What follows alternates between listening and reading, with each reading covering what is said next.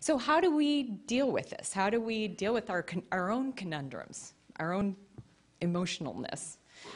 I think first and foremost, we have to develop a little responsibility, discipline. You know, we just had a student visiting from China, and my daughter went and visited their school last year. And you look at the discipline in the Chinese people, and it's impressive. She also looked at the amount of food we eat and was like, oh my gosh.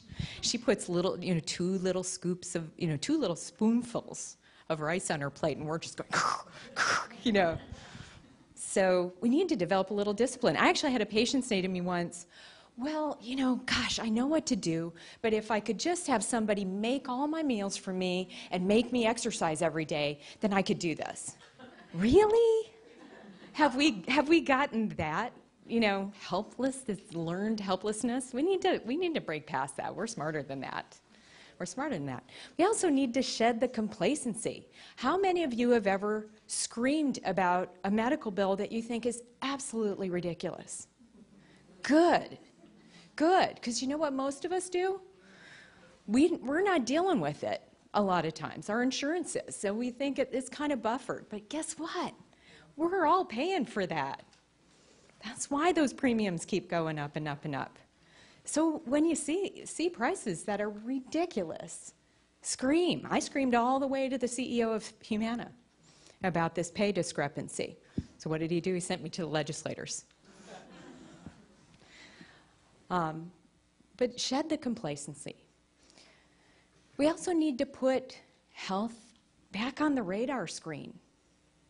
We treasure our little babies, this brand new life, and we do everything. We try to be perfect parents for them, and then we just forget how incredibly beautiful the human body is and how we need to treat it beautifully.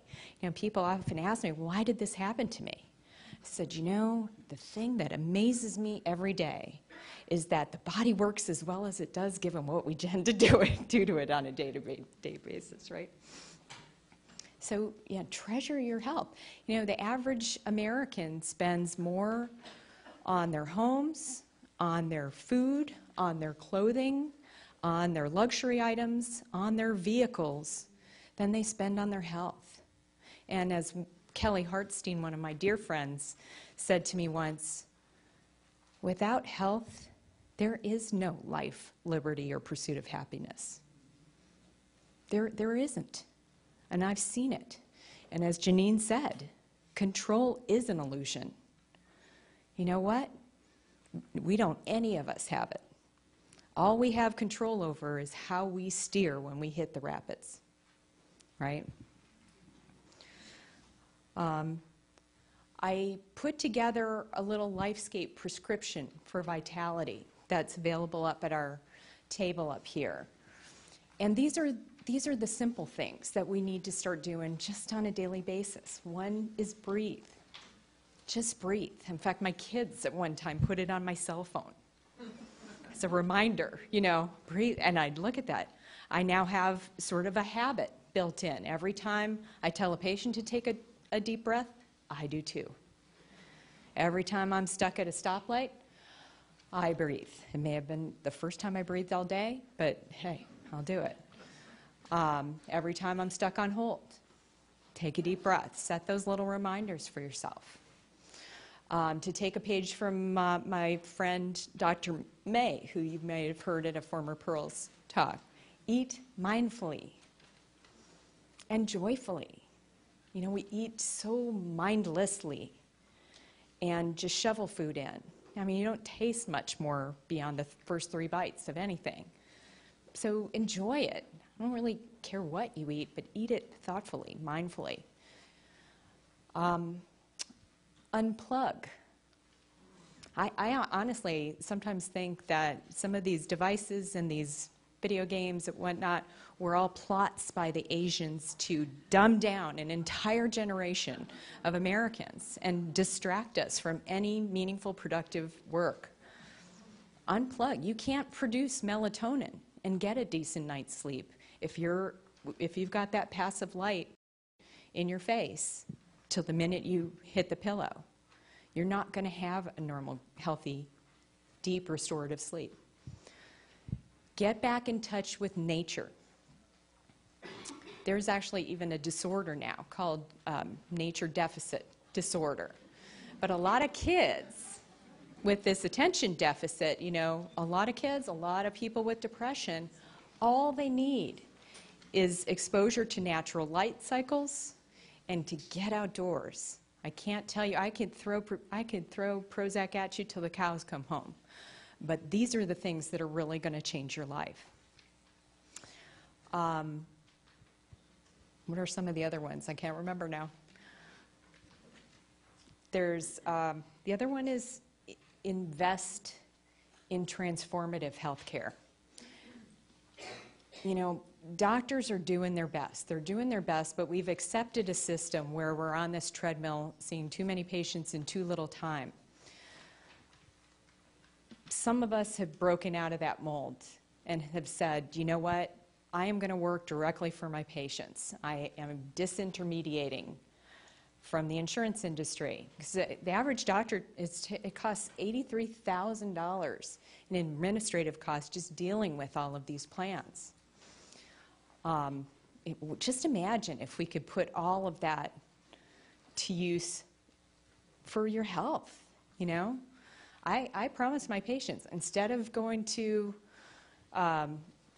meetings where I'm learning about coding and how to negotiate with health plans and how to deal with health plans and how to document this, that, and the other thing and how to jump through these hoops to get that payment, I'd rather learn medicine. I'd rather be improving my knowledge to help your medical issues. That's what we should be doing. And we need to be about a free market. Medicine is not a free market. I can no better negotiate my rate with Blue Cross Blue Shield or Aetna than you can. I can't. I am paid, the way family physicians are paid is the equivalent of every restaurant getting $8 a meal. Okay? Regardless of ambiance, the chef's skill, the ingredients, the location, whatever. If every restaurant got $8 a meal, your dining experience is going to suffer eventually. And if you're letting your insurance company manage your health care, it's a little bit like having Enron manage your finances. You know? You're accepting fast food medicine. And you may not even know what transformative health care is, but it's about your health. One of my patients put it, all my other doctors just managed my deterioration. Wow. And I have always bristled. The big thing these days is chronic disease management.